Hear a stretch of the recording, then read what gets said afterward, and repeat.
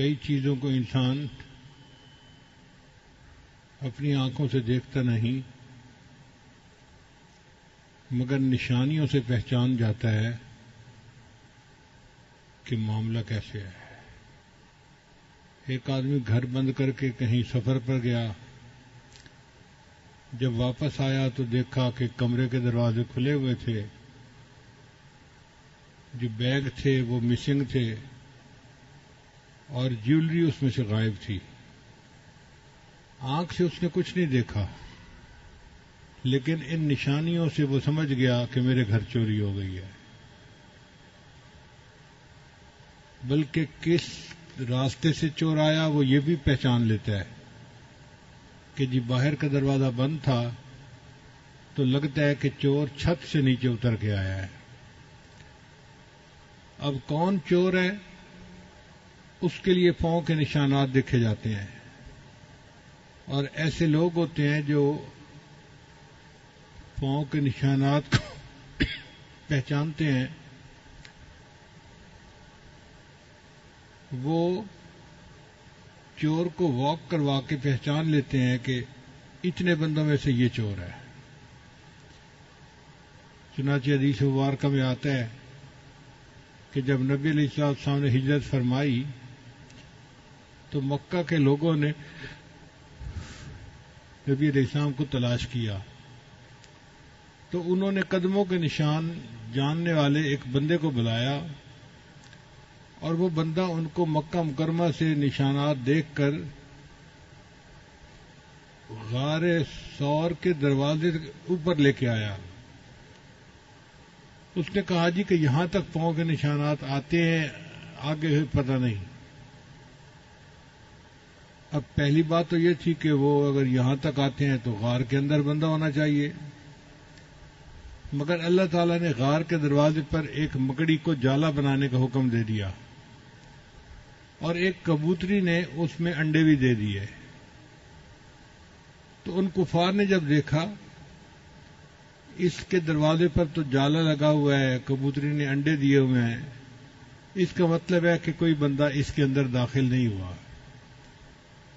سیدنا صدیق اکبر فرماتے ہیں کہ وہ لوگ اتنا قریب تھے کہ ہم ان کی آوازیں سن رہے تھے اور ان کے قدموں کو دیکھ رہے تھے، اگر وہ جھک کے دیکھتے تو شاید ہم تک ان کی نگاہ پہنچ جاتی، مگر اللہ نہیں چاہتے تھے، لہذا وہ نبی علیہ الصلوۃ والسلام کو نہیں دیکھ سکے۔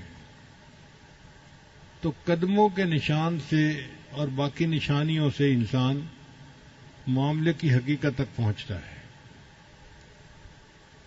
اب اللہ تعالیٰ اس کائنات کے خالق اور مالک ہیں، ہم ان کو آنکھ سے دیکھ نہیں سکتے،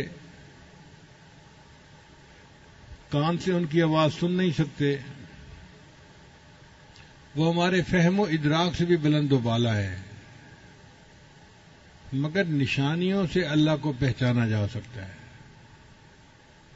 جو آیت مبارکہ قرآن مجید کی تلاوت کی گئی، اللہ تعالیٰ ارشاد فرماتے ہیں سنریہم آیاتنا، ہم ان کو عن قریب دکھائیں گے اپنی نشانیاں، فی الآفاق، آفاق کہتے ہیں جو انسان کے باہر کا جہان ہے، وفی انفسہم، اور ان کے اپنے اندر بھی، حتی یتبین لہم انہ الحق، حتیٰ کہ ان کے اوپر حق جو ہے وہ کھل کر واضح ہو جائے گا۔ اب یہ بات کی جا رہی ہے 1400 سال پہلے، جب سائنس کی بنیاد ہی نہیں پڑی تھی،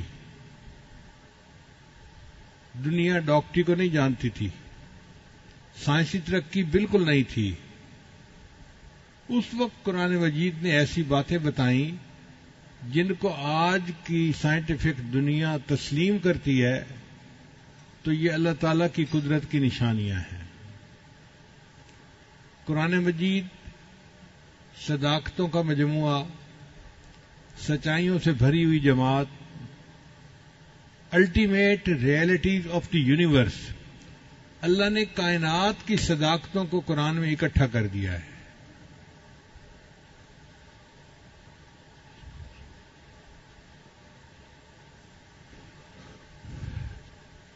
قرآن مجید میں اللہ تعالیٰ فرماتے ہیں کہ ہم نے زمین اور آسمان کو پیدا کیا، تم ذرا آنکھ اٹھا کر دیکھو، حل تری من فطور، تمہیں زمین و آسمان کی پیدائش میں کوئی کمی نظر آتی ہے، کوئی نقص نظر آتا ہے؟ اور فرمایا کہ اگر ایک دفعہ نظر نہیں آتا تو دوبارہ آنکھ اٹھا کے دیکھو، فرجع البصر کرتین ینقلب الیک البصر خاسئا وحسیر، تمہاری نگاہ ناکام واپس لوٹے گی اور تمہیں میری تخلیق میں کوئی کمی نظر نہیں آئے گی۔ اب اللہ نے ایسی کائنات کو بنایا جس میں کوئی کمی ہے ہی نہیں، اور آج اتنا عرصہ گزر گیا، کوئی پوائنٹ ایسا نہیں جہاں انسان یہ کہہ سکتا ہو کہ جی کائنات میں یوں ہونا چاہیے تھا اور یوں ہے، غلطی ہو گئی، گنجائش ہی نہیں ہے، چونکہ اللہ نے پرفیکٹ سسٹم بنایا ہے۔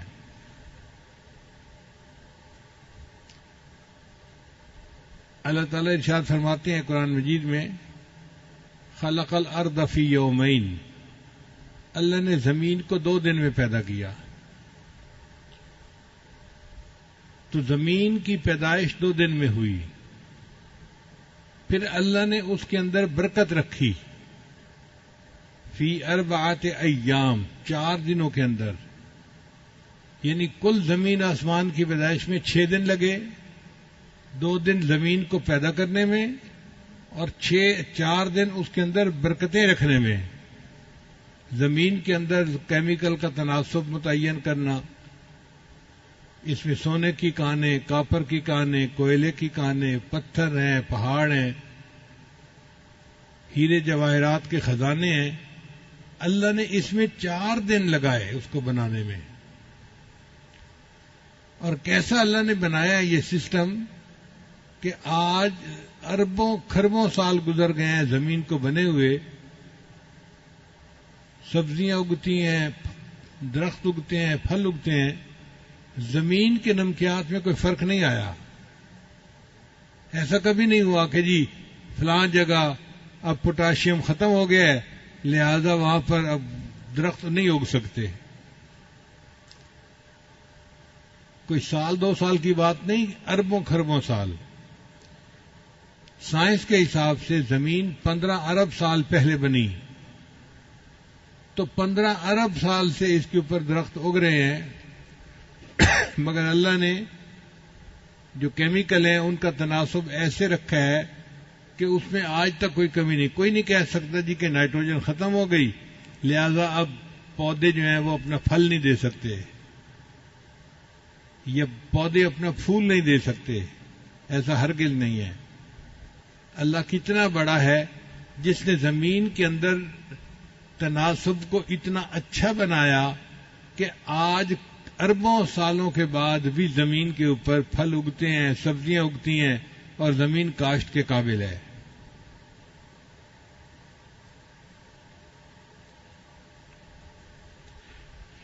پھر اللہ تعالیٰ نے بارش کا ایک نظام بنایا، سمندر کے اوپر سے پانی بخارات بن کے اڑتا ہے اور بادلوں میں جاتا ہے، اور بادل اس پانی کو لے کر پہاڑوں کے اوپر آتے ہیں،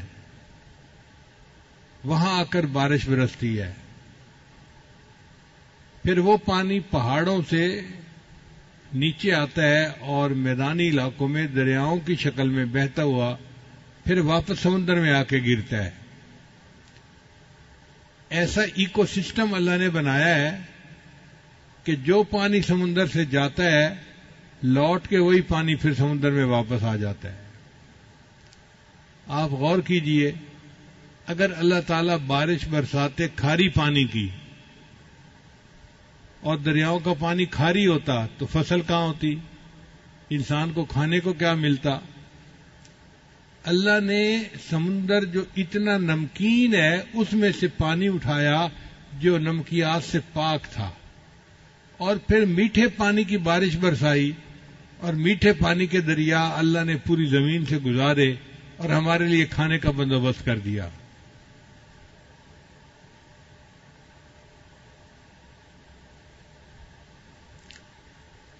کسی عارف نے کہا کھیتیاں سرسبز ہیں تیری غذا کے واسطے، کھیتیاں سرسبز ہیں تیری غذا کے واسطے، چاند سورج اور ستارے ہیں ضیاء کے واسطے، بحر و بر شمس و قمر ماء و شما کے واسطے، یہ جہاں تیرے لیے ہے تو خدا کے واسطے۔ اللہ نے یہ جہان ہمارے لیے بنایا اور ہمیں اللہ نے اپنی عبادت کے لیے بنایا۔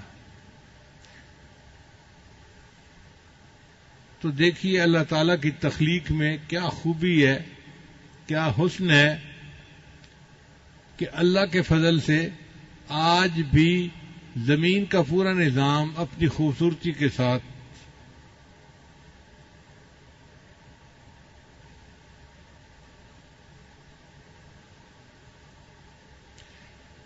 پھر قرآن مجید میں اللہ تعالیٰ فرماتے ہیں وَمِن كُلِّ شَيْءٍ خَلَقْنَا زَوْجَيْنِ، ہم نے ہر چیز کے اندر جوڑا جوڑا بنایا ہے۔ یہ چند الفاظ ہیں، اس کے اندر بہت بڑی حقیقت ہے۔ اللہ فرماتے ہیں ہم نے ہر چیز میں جوڑا جوڑا بنایا،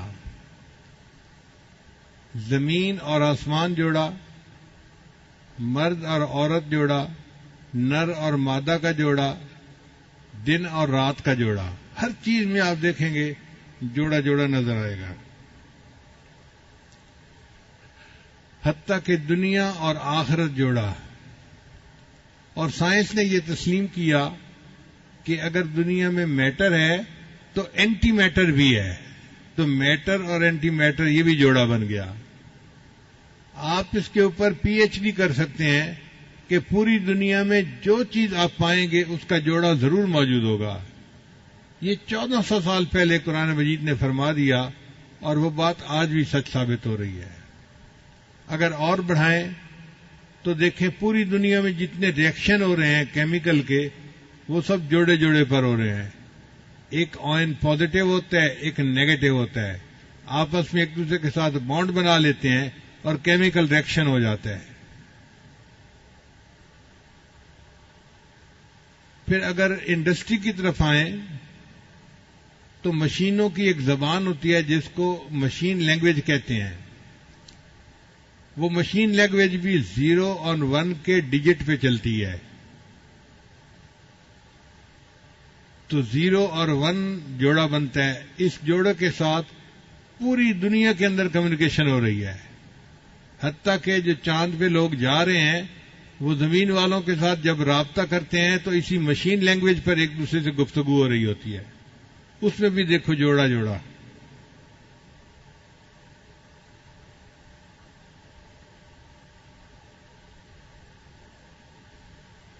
پھر اللہ تعالیٰ قرآن مجید میں فرماتے ہیں وَجَعَلْنَا مِنَ الْمَاءِ كُلَّ شَيْءٍ حَيٍّ، ہم نے پانی سے ہر چیز کو زندگی بخشی، یعنی جو چیز بھی دنیا میں زندہ ہے وہ پانی کی وجہ سے ہے۔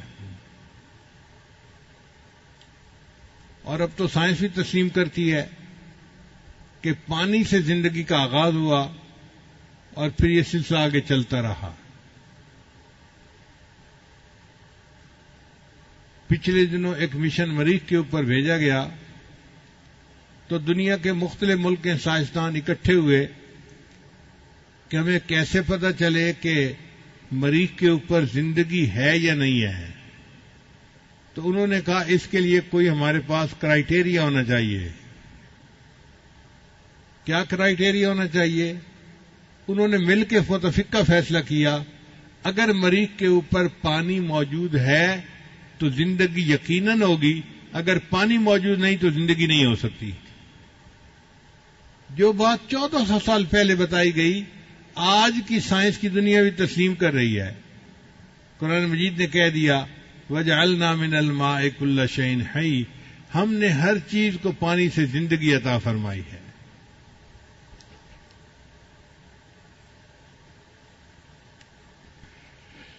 قرآن مجید میں ایک جگہ پر اللہ تعالیٰ کافروں کے دل کی ظلمت کا بیان کرتے ہیں کہ کافروں کے دل میں اس طرح اندھیرا ہے جیسے سمندر میں اندھیرا ہوتا ہے. جب سمندر میں ہائی ٹائیڈ ہو، مد و جزر بہت زیادہ ہو اور اوپر بادل ہو تو سمندر کے اندر اس وقت ویزیبلٹی زیرو ہوتی ہے. اتنا گھپ اندھیرا کبھی نہیں دیکھا گیا. عام حالات میں کوئی بندہ سمندر میں ڈائیو کرے تو اس کو 2-4 میٹر نیچے جا کے روشنی محسوس ہوگی، لیکن جب مد و جزر ہو اور اس کے اوپر بادل آئے ہوئے ہوں تو پھر روشنی پینیٹریٹ نہیں کر سکتی اور بالکل گھپ اندھیرا ہوتا ہے.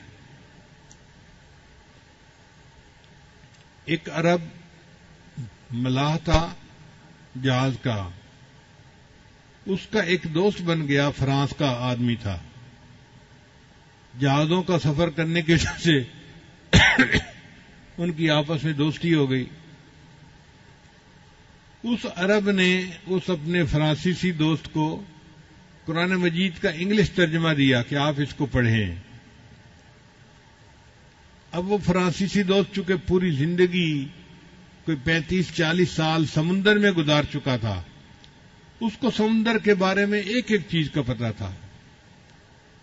وہ قرآن مجید کو پڑھتا گیا حتیٰ کہ ایک جگہ پر اس نے پڑھا کہ کافروں کے دل میں اس طرح اندھیرا ہوتا ہے، فی بحر لجی یغشا موج من فوقہ موج من فوقہ سحاب.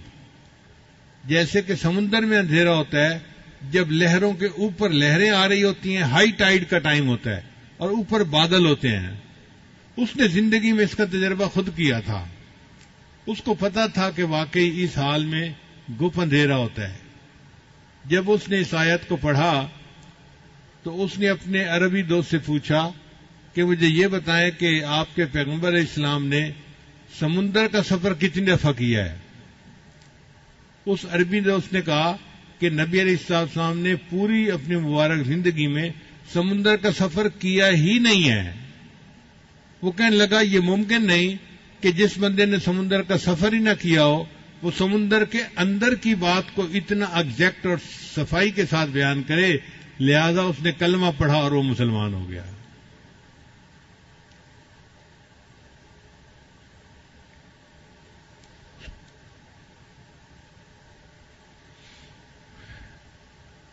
چند اور اللہ کی نشانیاں دیکھیے. مرغابی سردیوں کے موسم میں ایک ملک سے دوسرے ملک کا سفر کرتی ہے اپنی غذا کی خاطر. چنانچہ ایک مرغابی کا چھوٹا سا پرندہ ہے جس کا وزن 400 گرام ہوتا ہے. 400 گرام کا مطلب آدھا کلو بھی نہیں ہے. چھوٹا سا پرندہ کبوتر جیسا. وہ امریکہ میں الاسکا ایک جگہ ہے برفانی، وہاں سے وہ اڑتا ہے اور نیوزی لینڈ جاتا ہے اور درمیان میں سمندر ہوتا ہے. وہ سمندر کے اندر زمین پہ اتر نہیں سکتا، پانی ہے.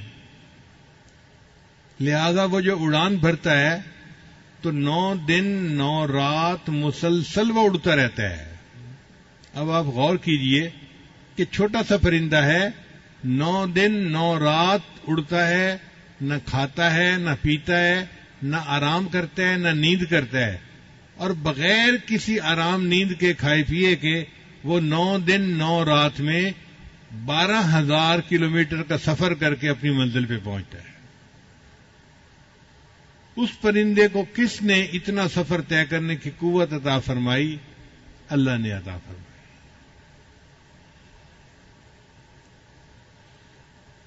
چنانچہ گدھ ایک پرندہ ہے، تو افریقہ میں ایک گدھ پائی جاتی ہے، اس کا نام ہے رفیل گریفن. یہ گدھ اڑتی ہے اور 37,000 فٹ کی بلندی پہ جاتی ہے. 37,000 فٹ کی بلندی پہ چلی جاتی ہے. وہاں پہ سرد ہوا کی لہریں ہوتی ہیں یہ ان لہروں کے درمیان اپنا سفر کرتی ہے اور اپنی منزل پہ پہنچ جاتی ہے. وہاں پہ ٹیمپریچر -50 ڈگری سینٹی گریڈ ہوتا ہے. 0 پہ تو برف جمتی ہے, تو -50 ڈگری سینٹی گریڈ پہ تو پتہ نہیں کیا کچھ جم جائے. یہ اس ٹیمپریچر پہ جا کے پھر اپنے سفر کرتی ہے, اور اتنی بلندی پہ آکسیجن 10% رہ جاتی ہے. جو لوگ پہاڑوں پہ چڑھتے ہیں وہ 15-20 ہزار فٹ کی بلندی پہ جاتے ہیں, تو آکسیجن وہاں پہ 10% رہ جاتی ہے, 100 میں سے 10%. تو ان کو سلنڈر اپنے ساتھ لے کے جانے پڑتے ہیں. وہ اوپر جا کے سانس سلنڈر سے لیتے ہیں. اگر سلنڈر سے سانس نہ لیں تو دم گھٹ کے مر جائیں وہ. آپ بتائیے, اگر 15-20 ہزار کی بلندی پہ ان کو آکسیجن کی ضرورت پڑتی ہے, تو اس گدھ پرندے کو 37,000 فٹ کی بلندی پہ کون آکسیجن پہنچا رہا ہے؟ اور اس تھوڑے آکسیجن کے ساتھ یہ کمفرٹیبلی اڑتا ہے اور ہزاروں میل کا سفر کر کے اپنی منزل پہ پہنچتا ہے.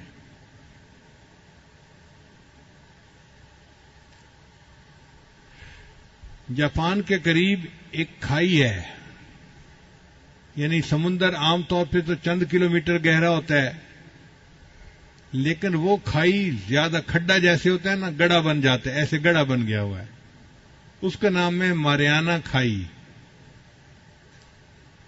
وہ ماریانا کھائی اتنی بڑی ہے کہ اگر ماؤنٹ ایوریسٹ پر جو پہاڑ ہے دنیا کا سب سے اونچا, اس کو اس کھائی کے اندر ڈالا جائے نا تو وہ ڈوب جائے, اور اس کی چوٹی کے اوپر 2 کلومیٹر پھر پانی باقی رہے.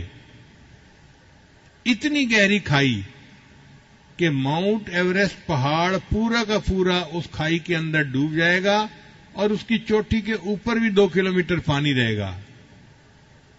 یہ کس نے بنائی؟ اللہ نے بنائی, جو قدرت والا ہے, جو جانتا ہے کہ اس کائنات کو چلانا کیسے ہے.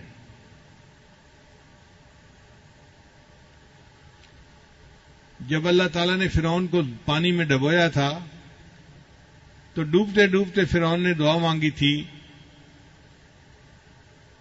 کہ اے اللہ میں موسیٰ اور ہارون کے رب پہ ایمان لایا. تو اللہ نے فرمایا کہ نہیں, آن اب دیر ہو گئی, اب تیرا ایمان قبول نہیں. پھر اللہ نے فرمایا کہ آج تیرے جسم کو ہم نجات دے دیں گے. الیوم ننجیک ببدنک لمن خلفک آیا, تاکہ بعد میں آنے والوں کے لیے تیرا جسم جو ہے وہ عبرت کی نشانی بنے. لشکر بھی ڈوب گیا, فرعون بھی ڈوب گیا, اور یہ سب پانی کے اندر رہے. اور پانی کے اندر کتنا عرصہ رہے؟ 3000 سال پانی میں پڑے رہے. اس کو کہتے ہیں بحیرہ احمر. 3000 سال فرعون کی لاش پانی میں رہی. پھر جب دریافت کیا گیا تو فرعون کی لاش کو سائنسدانوں نے نکالا,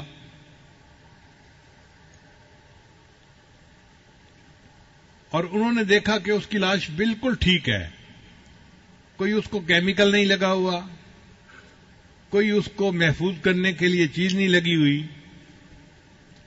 پانی میں 3000 سال تک ایک لاش کیسے ٹھیک رہ سکتی ہے؟ یہ میرے اللہ کا حکم تھا. کیونکہ اللہ نے فرما دیا تھا ہم تیرے بدن کو نجات دیں گے اور تو بعد میں آنے والوں کے لیے عبرت کا نشان بنے گا.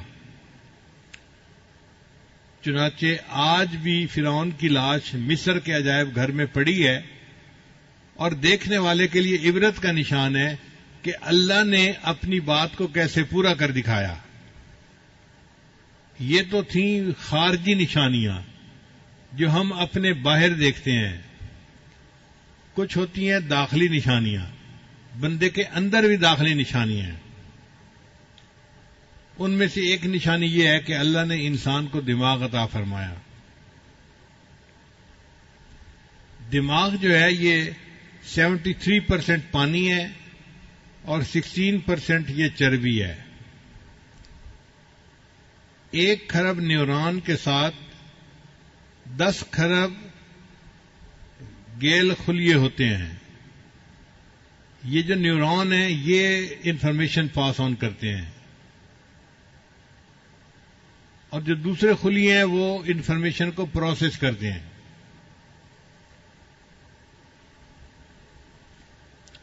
کتنا انفارمیشن کو پروسیس کرتے ہیں؟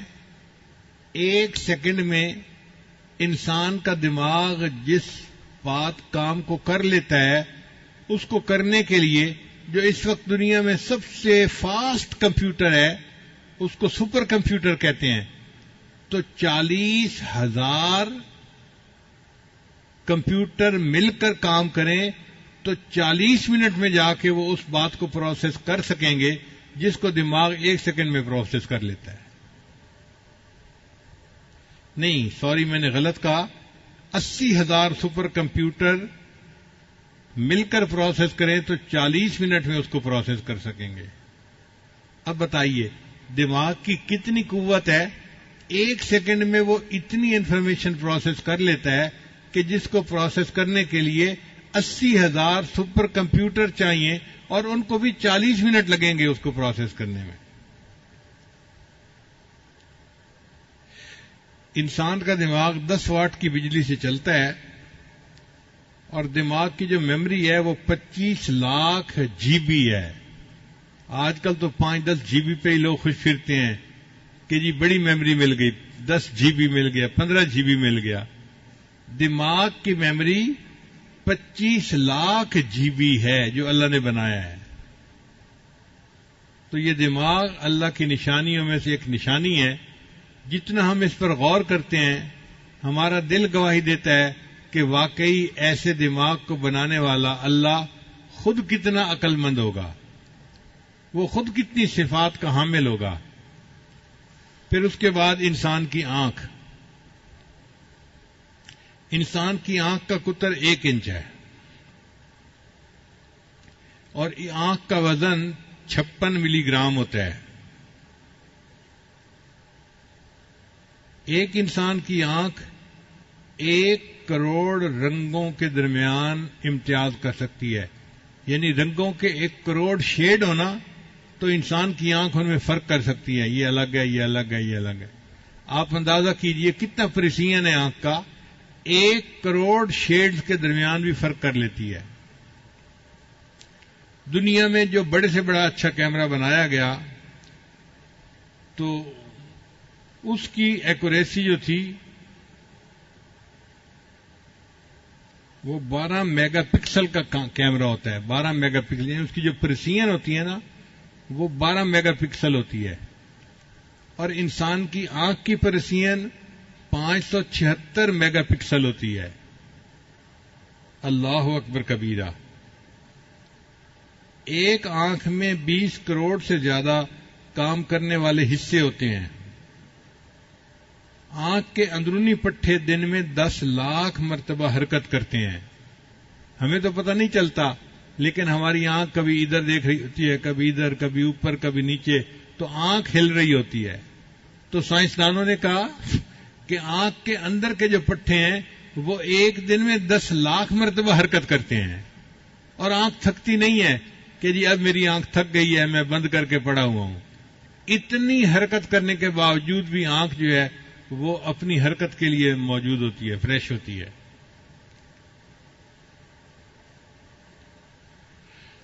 انسان کی انگلی کے جو نشانات ہیں نا ان میں 40 کریکٹر ہیں جن سے بندے کو پہچانا جاتا ہے یہ اس بندے کی انگلی ہے، یہ اس بندے کی. 40 کریکٹر ہیں.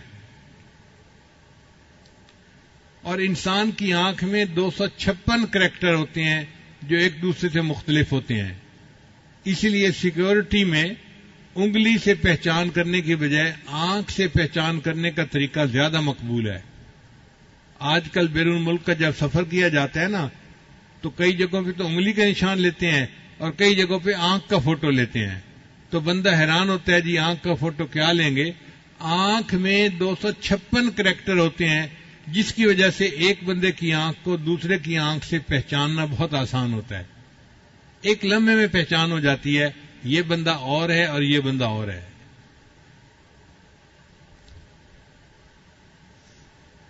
پھر انسان کے آنکھ کے درمیان میں ایک چیز ہے جس کو کورنیا کہتے ہیں، اس کو خون نہیں ملتا. پورے جسم کی ہر چیز کو خون ملتا ہے، اس کو خون کی ضرورت نہیں ہوتی.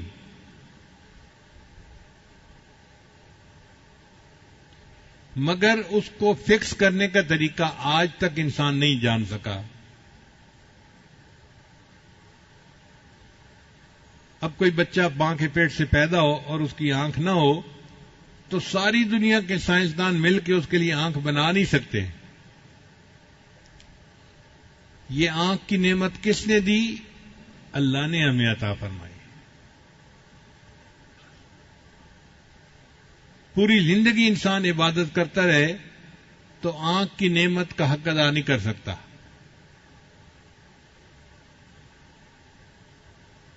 یہ کتنی بڑی نعمت ہے کہ ہم اپنی آنکھ سے اللہ کے گھر کو دیکھتے ہیں، نبی اسلام کے روضہ انور کو دیکھتے ہیں، اللہ کے قرآن کو دیکھتے ہیں، اللہ والوں کو دیکھتے ہیں، ماں باپ کو دیکھتے ہیں، اپنے پیارے بچوں کے چہروں کو دیکھتے ہیں. جن کی آنکھیں نہیں ان سے ذرا اس کی قدر جا کے پوچھیے کہ آنکھوں کی قدر کیا ہے.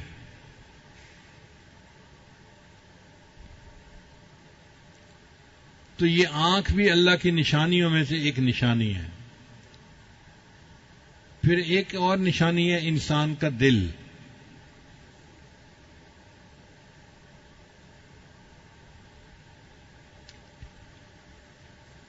انسان کا دل پٹھوں کا ایک پمپ ہے جس کو اللہ نے بہت مضبوط بنایا ہے. یہ انسان کے سینے میں، چھاتی میں لیفٹ سائڈ پر ہوتا ہے. اس لیے انسان کے دو پھیپھڑے ہوتے ہیں، ایک رائٹ سائڈ کا، ایک لیفٹ سائڈ کا. تو لیفٹ سائڈ کا پھیپھڑا تھوڑا سا چھوٹا ہوتا ہے بنسبت رائٹ سائڈ کے پھیپھڑے کے. وہ اللہ نے چھوٹا اس لیے بنایا کہ دل کو جگہ مل سکے اپنی حرکت کے لیے. اب یہ دل کا سائز تقریباً مٹھی کے برابر ہوتا ہے. جب بچے کی عمر 4 ہفتے ہوتی ہے نا، بچے کی عمر 4 ہفتے ہوتی ہے تو اس کا دل دھڑکنا شروع کر دیتا ہے. پھر اس وقت سے لے کے اس کی موت تک یہ دل نان سٹاپ دھڑکتا رہتا ہے. آپ بتائیں جس بندے کی عمر 100 سال ہے، 100 سال اس کا دل دھڑکتا رہا، کیا کوئی دنیا میں ایسی مشین ہو سکتی ہے جو نان سٹاپ 100 سال تک چلتی رہے اور اس میں کوئی خرابی نہ آئے؟ یہ اللہ نے ایسا دل بنایا جو ہر وقت خون کو پمپ کر رہا ہوتا ہے. چنانچہ ہر منٹ میں 1.5 گیلن خون پمپ کرتا ہے. جو عورت حاملہ ہوتی ہے تو اس کے خون کی مقدار 50% اللہ بڑھا دیتے ہیں، کیونکہ وہ خون اس کو بھی ملنا تھا اور اس کے ہونے والے بچے کو بھی ملنا تھا. کون بڑھاتا ہے یہ خون کی مقدار؟ اللہ بڑھاتے ہیں. انسان کے جسم کی ایک ایک ٹیشو کو خون پہنچتا ہے. اس لیے ہمارے یہاں خون کی شریانیں باریک باریک ہر جگہ ہوتی ہیں، ہر جگہ. اگر شریانوں کی لمبائی کا اندازہ لگایا جائے اور ایک بندے کی شریانوں کو الگ الگ کر کے ان کو گانٹھ باندھ دی جائے تو ایک انسان کے جسم میں کل شریانوں کی لمبائی 1,60,000 کلومیٹر بنتی ہے. 1,60,000 کلومیٹر وائرنگ ہے جو انسان کے جسم میں استعمال ہوئی ہے اور وہ ہر ٹیشو کو خون پہنچا رہی ہے. اب آپ بتائیے کہ دل کے اوپر کتنا بوجھ ہوتا ہوگا جو 1,60,000 میل کی مسافت تک خون پہنچا رہا ہے. انسان کا خون 30 سیکنڈ کے اندر دل سے نکلتا ہے اور پھر واپس آ جاتا ہے، سرکل پورا کر لیتا ہے پورے.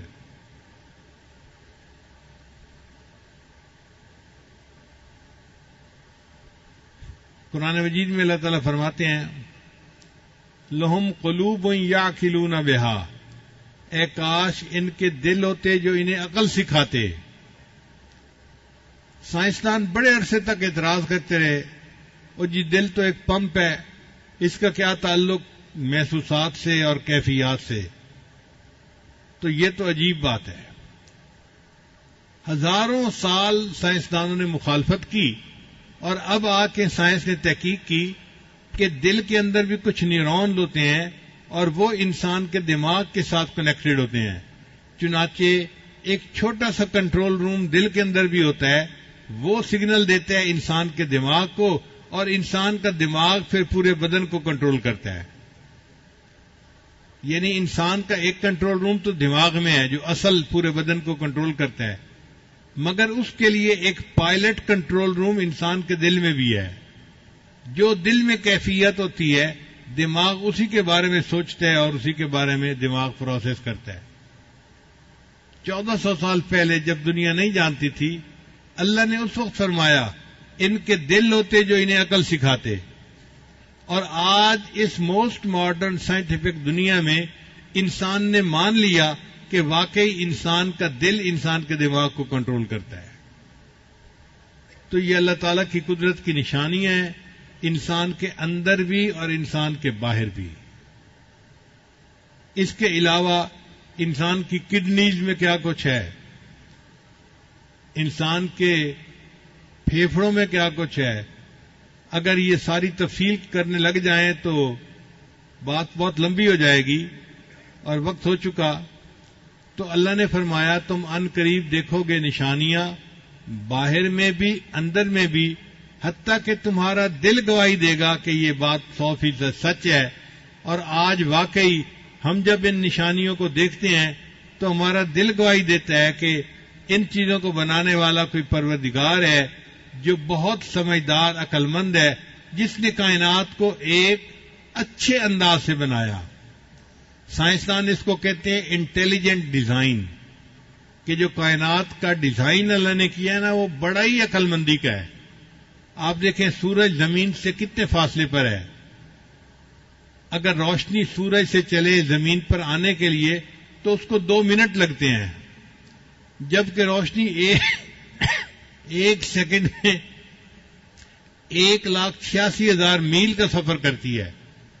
ایک سیکنڈ میں 1,86,000 میل کا سفر کرنے کے لیے کرنے والی تیز رفتار روشنی سورج سے زمین پر آنے کے لیے 2 منٹ لیتی ہے۔